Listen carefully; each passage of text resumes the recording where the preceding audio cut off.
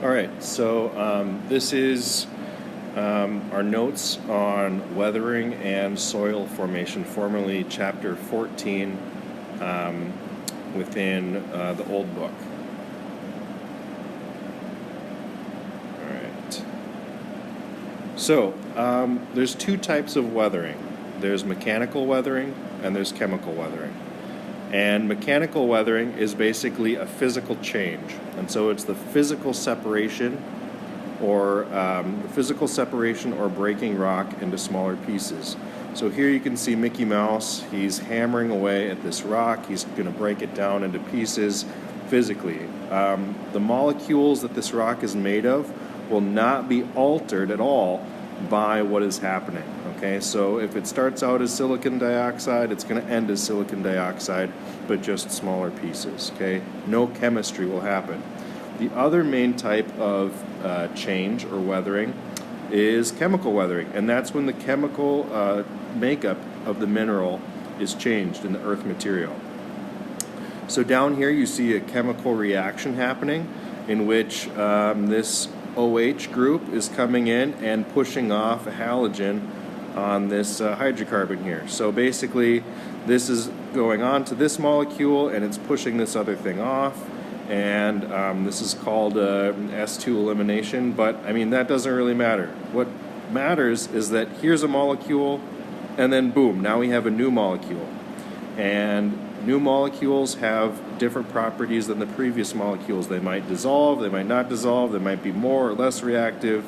Either way, we have a substance that didn't exist beforehand, and that means a chemical change happened. And so chemical weathering is basically a chemical change happening to rocks. So I'm going to tell you now what the different types of mechanical or physical weathering are. The two major causes are pressure release and frost action, and then we have some minor causes like temperature changes, organic or living thing activity, biological activity, and then lastly abrasion. Okay, so pressure release is one of our major types, and as we know, deep within the earth there's pressure, and if you take the weight off of that pressure, it will expand. And so in this animation right over here, let's see, okay, so there's the overburden. If it wears away, there's pressure down in this rock. And once the weight leaves, the pressure within that rock will start to cause it to expand. And as it expands, it'll break off in sheets. And this is known as dome exfoliation. And in Georgia, there's a big thing called Stone Mountain. And Stone Mountain is exactly one of these exposed granite plutons. So here's a deep pluton. If it gets eroded away and gets pushed up, it'll expand, and then we get these exfoliation sheets. And so you can climb Stone Mountain and you can actually see these big pieces of rock flaking off, if you will, the same way that, dead skin cells are exfoliated off of your face when you're using some Clearasil or some Neutrogena or whatever you got to use when you're a teenager. Okay, you're exfoliating when you're washing your face. Well, this is dome exfoliation, and it's going to come off in flat sheets like that. All right, so here is a picture of dome exfoliation. You can see that the rock is coming off in these flat sheets here, and they slide down the mountainside, and as that rock keeps working its way up, by being less dense than the surrounding rock, the pressure will continue to get released and it'll break off, and the pieces will slide off of the side. The other major type of mechanical weathering is frost action, and we see this all the time in Minnesota. Anyone who's ever driven on a country road in wintertime knows what frost action can do. It basically, when water seeps into the road, okay, and then freezes, water expands as it freezes. So water expands as it freezes, and that causes it to break the rock apart or break the road apart.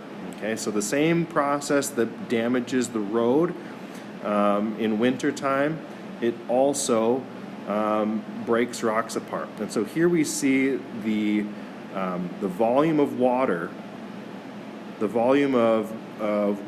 as it changes with temperature. So we can see, so a certain amount of water, if you cool it, it'll get smaller and smaller and smaller, but when it approaches 4 degrees Celsius, 4 degrees Celsius is the smallest water ever will be, is the densest water will ever be, and then it starts to expand again as it goes down to 0 degrees Celsius. And because of that, frozen water, or ice, floats, which is why we can walk on the lake in the wintertime.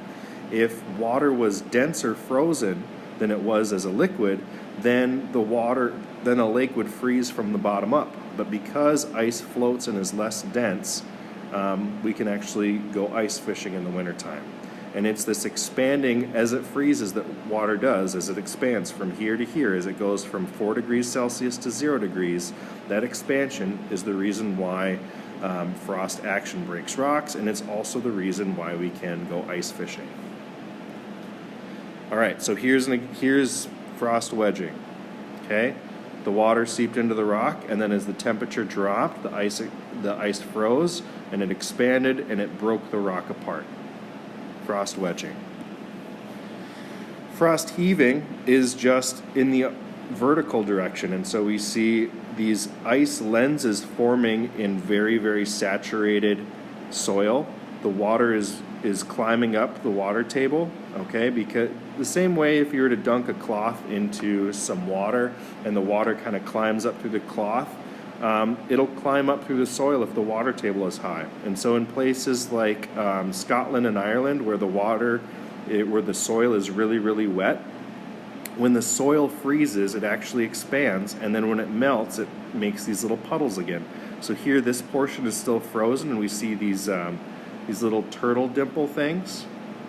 We see these little turtle dimples here, and then when it melts, you get these little pools. Okay, and so these ice lenses are forming, and if you were to dig into the soil, you would actually see little frost fibers forming, and that causes the ground to rise and fall, and that's frost heaving. All right, the 3 minor causes of mechanical weathering. If you have extreme temperature shifts from day to night, all right, in the desert there is very little moisture in the atmosphere to insulate the desert, and so in the daytime you might have temperatures of 100-some degrees, and in the nighttime you might have temperatures of 50 degrees.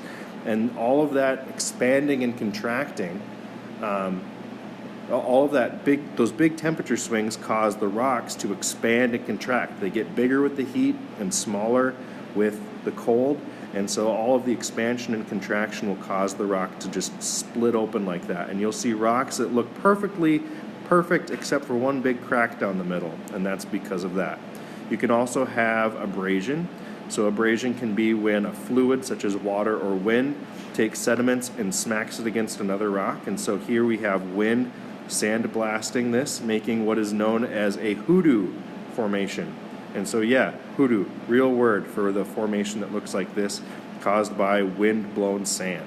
And lastly, we have organic activity or biological activity, and you can have root pry, which is when a tree root breaks some rocks apart, or when you have critters that are digging into the rock by burrowing, like the way a mouse or a mole might.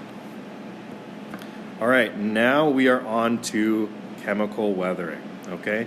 So here we have a bunch of chemical reactions happening. We have copper reacting with iron sulfate, we have cesium in water, we have soda pop and chlorine, okay? And all of these are resulting in new substances being made, and they happen when 2 substances react and a new substance is made, okay? And so all of these are examples of chemical reactions, and chemical weathering are just chemical reactions that happen with rocks and soil. All right, so we have 2 major types of chemical weathering. We have chemical weathering that is mostly caused by oxygen and oxygen-rich compounds, and then we have ones that are caused by hydrolysis or hydrogen-based compounds, hydrogen-rich compounds like acids.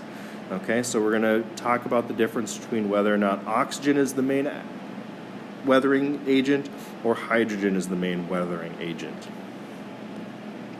So oxidation. Oxidation happens when oxygen binds a metal that is in the rock. And so, like we said, mafic rocks contain a lot of metals. And so when mafic rocks are exposed to the oxygen in the air and oxygen in water, the oxygen will bind things. And so minerals such as biotite contain a lot of iron. In other words, they're very mafic. Okay? And so the oxygen in the air or dissolved in the water will react with the iron and form iron oxide. And iron oxide has that red color, and it's the reason why Mars is known as the red planet. So over here you see iron oxide, and that's the same reason why this old rust bucket car is red. Here is iron sulfide, and iron sulfide left out in a fool's gold, okay? And if iron sulfide is left out, it'll become iron oxide and get covered in iron oxide on the outside. If we were to cut into it, we would see the shiny stuff again, but on the outside where it's been exposed to oxygen, we're going to see a lot of oxidation. All right, so now what are acids? So now we've talked about oxidation, now we're going to talk about hydrolysis. In hydrolysis, the primary agent are free, available H plus ions, aka just plain protons. And when there's a bunch of extra protons floating around, they are going to try to react with things, and that's what makes things acidic. So acids love to give away hydrogen ions, and the more a compound wants to get rid of that extra hydrogen ion, the more acidic it is. And so compounds that we say are acidic have a low pH. Okay, and compounds that have a high pH are basic. So up here, so things like drain cleaner, caustic things, bleach, soap, those are bases. And things that are sour, okay, and vinegary are acidic. So down here, low pH. So it's funny, the things that have a low pH are the things that have a high concentration of hydrogen ions. All right, so we have 3 different acids that are found in nature, okay? One of those acids is carbonic acid, and carbonic acid forms when carbon dioxide trickles through the soil, and, when water falls through the air and trickles through the soil and dissolves the carbon dioxide out of the air, and that creates carbonic acid. This is what is used to carbonate soda. So they take carbon dioxide and they bubble it through water, and bubbling carbon dioxide through water makes carbonic acid, and it's the reason why your pop has bubbles in it, okay? But this also forms in nature, and when it reaches the soil, it forms carbonic acid, or H2O3, and H2O3, when it likes to give up one of those H's and react with things and weather things. Another type of acid is sulfuric acid. Okay, so when volcanoes and burning fossil fuels, it releases sulfur dioxide, and sulfur dioxide in the air will form H2SO4 when exposed to water. So rainwater and sulfur dioxide, if they mix around enough, we can produce small amounts of sulfuric acid, and that will dissolve rocks. Then there's a multitude of acids that are actually produced by plants, and plants actually release acid from their roots to turn the rocks around them into soil. That's why we see some plants are actually able to grow on rocks, because they're making soil with their roots. They are weathering the rocks that they are on into enough soil for them to use. And oftentimes they release the acid from the roots and exchange those hydrogen ions for potassium, because the plants need potassium, so if they push out H+, they can take in K+, which they need. So hydrolysis, what does this actually look like? Well, hydrolysis just means hydrogen plus, and lysis means to take apart. So the acid, or the H+, is going to take something apart. And so hydrolysis, here we have a feldspar mineral, like plagioclase feldspar, that pink one that we had in our mineral kit. If you take feldspar and you expose it to acid for a long enough time, you produce clay. This is what soil is made out of. If you have this mixed with a bunch of like dead stuff and birch bark, or tree bark and other things, okay, soil this is the main ingredient in soil, okay? The same way that flour is the main ingredient in bread. And this is made when feldspars and quartz are exposed to acid. And so feldspar minerals hydrolyzed by slightly acidic rainwater produce clay minerals. Okay, so over time, rocks become soil through this process of hydrolysis. All right, so now, here is something that seems like chemical weathering, but it is not. Dissolving. Dissolving alone is not a chemical change. Minerals like halite, they will go in water, but if you were to evaporate the water, you'd have the same compound left over when you were done. And so calcite and halite both dissolve in water, but when the water evaporates, calcite will still be calcite and halite will still be halite. And so this is something that looks like a chemical change, but it's actually not chemical weathering. It is an example of physical weathering, but I just want to point that out there. All right, so here is dissolving in action, and this is a type of physical weathering, dissolution. So there can be calcium carbonate dissolving here, and it'll become part of the water, and then as we go down, the calcium will precipitate.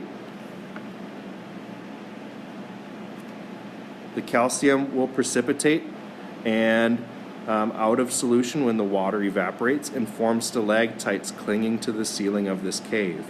And so here we have stalactite formations. This is not chemical weathering. This is dissolving, and that is a type of physical change.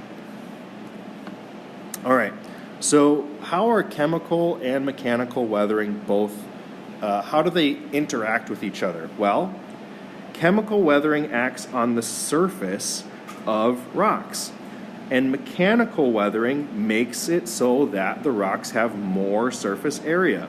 So when mechanical weathering happens and breaks these rocks into smaller and smaller pieces, there's more surface area for the chemical weathering to take place. And so both mechanical and chemical weathering